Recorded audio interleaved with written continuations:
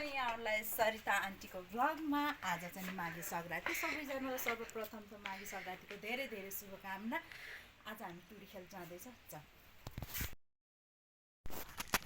सबैजना हामी जाँदैछौँ टुरी खेल्न। माघे सङ्क्रान्तिको शुभकामना सबैजनालाई माघे सङ्क्रान्तिको शुभकामना।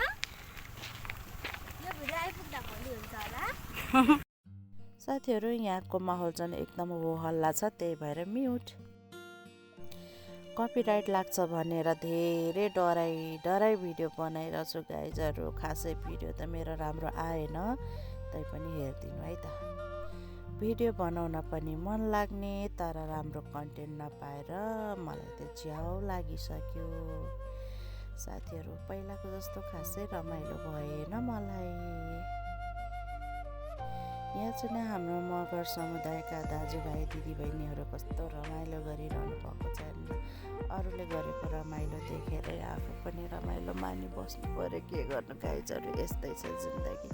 मैले चाहिँ हाम्रो ग्याङमा हाम्रा साथीहरू धेरै छन् भनेर यतिका धेरै रोटी बनाएर लगेँ, अचार बनाएर लगेँ है। हेर्नुहोस् न साथीहरू, म देखाउँछु तपाईँहरूलाई। कति धेरै बनाएर लगेको थिएँ कि मैले रोटीहरू नै 37-38वटा रोटीहरू बनाएर लगेको थिएँ कि मैले है। तर के गर्नु, बेकार भयो। यो रोटी मलाई 4-5 दिन खान पुग्थ्यो भाइ। हेर्नु त, अब बासी खाएर बस्नु परेन मलाई। कस्तो चित्त दुख्यो। ठिकै छ, यसपालि यस्तै भइगयो।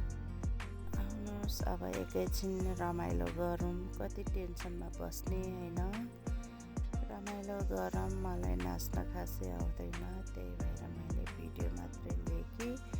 कति यसो मोटो कम्मर हो कि कमरा हो पनि हल्लाउँदैछु मैले। हेर्नु है, हेर्दै जानुहोस्। त्यहाँ मेरो छोरीहरू कहाँ नाचिरहेको छ, मैले देख्दै देखिनँ नि गाइजहरू। हेर्नुहोस् कता हो यता पो रहेछन् मूर्खहरू त छैनन्। त्यसै लाज लाग्छ अरे के यस्तो ठाउँमा नाच्नलाई। कस्तो ठाउँमा हो खै कुनी। अब मेरो पालो आएको है गाइजहरू। हेर्नु त्यहाँ यत्रो भैँसीको जत्रो कमर हल्लाउँदै चाहिँ नि यस्तो बब्बाल भइरहेको रहेछन्। तर के गर्नु, माघभरि माछा मासु नखाएको भएर हामी चाहिँ खासै यो परिकारतिर चाहिँ छिरेनौँ साथीहरू है। यस्तै हो साथीहरू, तपाईँहरूको माघे सङ्क्रान्ति कस्तो भयो?